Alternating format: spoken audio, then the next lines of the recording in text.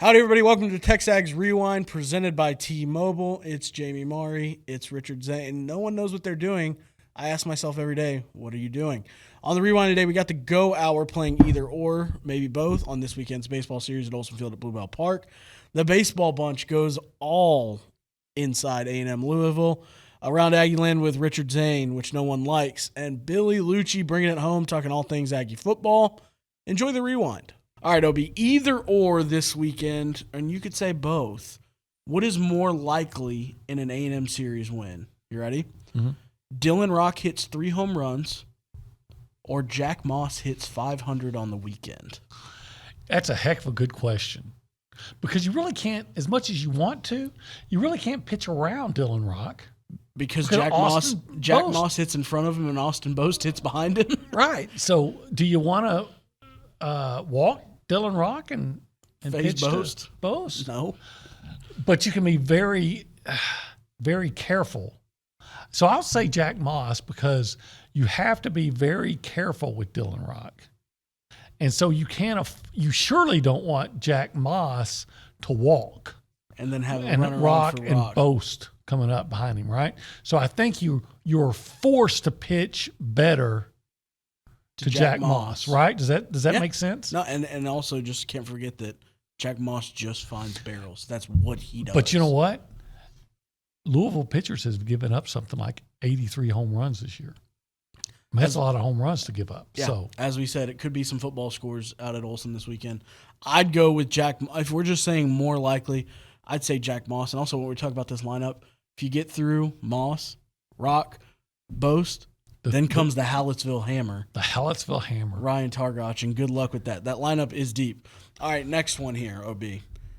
Texas A&M gets 5 innings from one starter this weekend. They got 5 out of Micah Dallas last week. That was the only one against Oral Roberts. Or Brad Rudis, combined on the weekend, throws 3 innings of scoreless relief. Which one is more likely in an A&M series win? Probably Rudis. I'm going back and forth on this one, right? Because we keep saying Bronny has talked about how Bronny keeps saying I kept saying this isn't sustainable, and it's proven to be sustainable despite what we think. I'm in that camp that I think at some point this starting pitching worm has got to turn, right? Why? Like it's got. Law of averages. I don't know. I think Nathan Detmer's a better pitcher than we've seen the last couple weeks. I agree with that. And I think if you get 6 out of Detmer on Saturday night, assuming they're throwing Dallas tonight. I haven't seen that confirmed anywhere. So you're basing it on feel. Yeah. And I'm basing it on analytics. You're the numbers guy. Or stats that I've seen. I think the Brad Rudis out of the bullpen has probably been, as we talk about all the big surprises last weekend, Brad Rudis throwing every game. Jim Schlossnagle came on the show Monday morning and said, man, I didn't realize until just now that I had thrown him 3 straight games. But what is Jim Schlossnagle like out of his pitchers? He throws strikes. He throws strikes. And so that's why I think you're going to see more of him this weekend. We're talking in the break about Louisville's early offense, Scott, which makes me pose the question. We'll let it go around. If A&M follows their same formula that they played against Louisiana and TCU, can they mash back against this offense, Scott? They can mash back against anybody. I haven't, it was kind of funny. I saw Billy during the game when it was 3-0. Okay, and I said to him, "It ain't gonna end up 3-0. There is no point in any game that I don't think A&M's next at bat is going to lead to offense." And I think that Louisville is a kind of team that has given up runs. I saw them give up runs last week. But if you can keep them down in the early going because you're starting pitching and your defense, is ready to go, then the pressure is on Louisville to, can we hold them down at the end of the game when they get in our bullpen? Because eventually A&M will get into their bullpen. And they're going to have to hit A&M's bullpen if they're chasing runs, in which A&M's bullpen has been very tough over the last month or so. So look, man, I go through some of their players individually at Louisville, and really impressive players. It's going to be tough. This is going to be a weekend of trading body blows. just like it was last week against TCU and Lafayette. Like, it's just the way this team is, and it's happened over and over so much. Then can you question A&M's ability to bounce back? They just, that's what they do. They're fighters, man. Like, you're going to hit them in the mouth, and they're going to come back and swing right back at you. That's what the character of the team is. In Game 7 on Monday afternoon in Louisville, Kentucky, Michigan gave up 7 runs to these Cardinals in the first. Michigan came back and took the lead and was in position to win the game in the 8th, possibly the 9th if they hadn't gotten hosed by a replay review. But yes, A&M can match back if Michigan can match back against this team. So what you're saying is buy extra bottles of bubble juice. And water. And water. And make sure you know which is which. I was about to say, you might want to have a gallon jug of bubbles and a gallon jug of water. Which one runs out faster? Look, man, like if Depends on who's drinking it. If we're looking at X factors of the weekend, yeah, it's nobody on the A&M offense. Who now, I could pick offensive guys that I think are poised to have big weekends, but I think the X factor is Micah Dallas and Nathan Detmer. Mm-hmm. Yeah, they can win. They can send you to Omaha. The best versions of both of those guys can send you to Omaha. And I'll tell you this, and I said it during the break, Nathan Detmer, you have all-world potential. You're more talented playing the game of baseball than I ever thought about I could be. But if you want to be an SEC West frontline guy and you want to be a first-round draft pick, which you have the talent to be, this week can be a good time to start. He started. It's get back to because you showed it. Right. I mean, this is not extrapolating it that, the potential. Oh, yeah, right. Yeah, he's done it. And I thought, Coach Schlossnagle, this week on TexAgs, I know this team can go to the College World Series. I know this team can go win in the College World Series because he knows he has 2 guys that are an X factor that can erase what the question mark is. The question mark of starting pitching can be erased by those 2 players. They can do it. They've already shown they've done it. Detmer showed it here.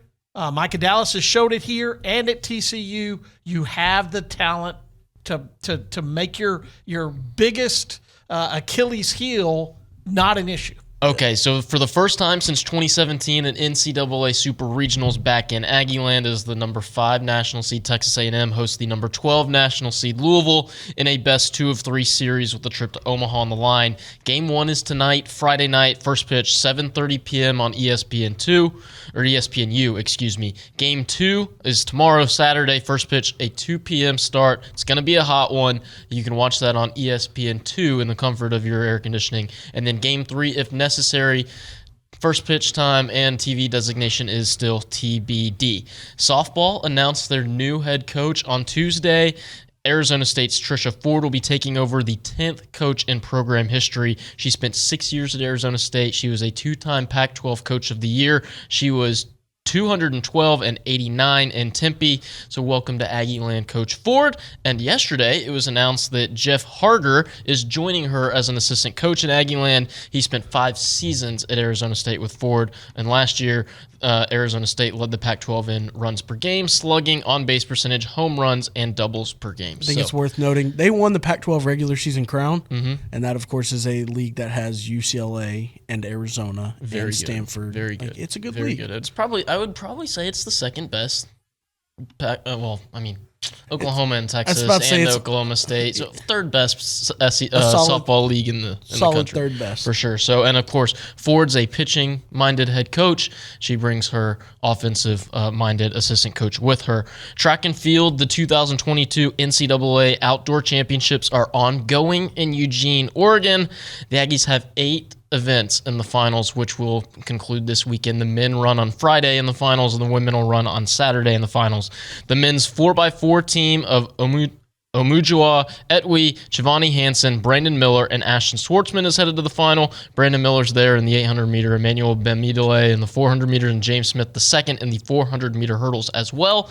The women's 4x4 team of Javen Reed, Jania Martin, Tiara Robinson-Jones, and Cherokee Young are there. Cherokee Young's also running in the 400-meter. Kayla Robinson's running in the 100-meter, and Deshae Wise in the 400-meter hurdles. And then yesterday, Deborah Aqua scored points for the Aggies, 8 points, finishing second in the long jump with a mark of 21 feet, 8 inches. The 11th time in her career she has been an All-American. So congratulations to Deborah Aqua. As I mentioned, the mental run Friday, that'll begin at 8 p.m. It'll be televised on ESPN2. You've also got Carter Bejoy in the high jump tonight as well. And the women will start running at 4:30 p.m. Central Time tomorrow. That will be on ESPN. Women's tennis, 3 Aggies were named All-American for this historic season. Carson Branstein, a singles honoree, and then the duo of J.C. Goldsmith and Tatiana Makarova earning doubles honors. No surprise. Sam Bennett qualified for the 122nd U.S. Open, finishing as the best amateur at the Columbus qualifier on Monday. He was 8 under the top amateur. Shout out to Sam. That's awesome, man. Sam's played in a lot of cool stuff. He played in the U.S. AM. He's going to go play in the U.S. Open. He's played on that Walker Cup team. I mean, we're talking right now. He's probably had to be the best in career golfer as an Aggie. I'm excited to go see what he does as a pro, but great for Sam representing A&M. And let's talk baseball here. Billy Liucci's keys to the weekend. It's going to be a fun one. It's going to be a hot one. We've already talked about that. But what are you most looking forward to this weekend at Olsen Field, Billy? You said keys to the weekend and then said, what am I most looking forward to? What's the question here? Whatever you want. It's your show. Both? Yeah. What am I most looking forward to is A&M, that moment where they get the final out to win their second game of the weekend and just pandemonium with the Aggie fans, similar to what we saw in football when they beat Bama, just euphoria. We don't get enough of those moments. We're 2 games away from getting one of those moments as Aggies in the fan base, and it would be spectacular to see. I would be so happy for Slosh in his first year. It's very tough. People don't realize it was a very tough decision to leave TCU. You could tell. And kind of, well, that series, yeah, that took a toll emotionally, like mentally, like leading up to it. Obviously, he coached his ass off during that. So did the whole staff. But those guys and the whole staff too. They're fast friends of mine. I think the world of that crew. They coach, they recruit, they love Texas A&M. They love Texas A&M. They love football. They love the games. They love Midnight Yell. They love everything about it. And that makes me root for coaches like that come through. That's how Jimbo is. Yeah. You know, but I've also seen coaches over the years in whatever sport, head coaches, assistant coaches, GA, whatever, that just don't embrace it and love it like they should. And those are the ones that I, deep down, like at the end of the day, I'm like, that's good. I want you to win when you're here. I want you to great, great players. I want you to coach. But you're going to be gone, and somebody else is going to come in. Yeah. Nothing personal. It's because they're doing a job and they're paid to. But the ones that really embrace and love Texas A&M, first of all, I feel like they have the most success here in any sport. Yeah.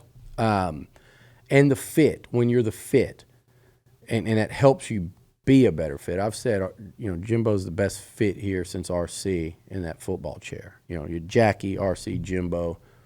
And by the way, I think when Jimbo's done, you're going to look back and go, who are the 3 most successful coaches in the modern era? And it's going to be those 3. Yeah. So there's that's part of the reason why.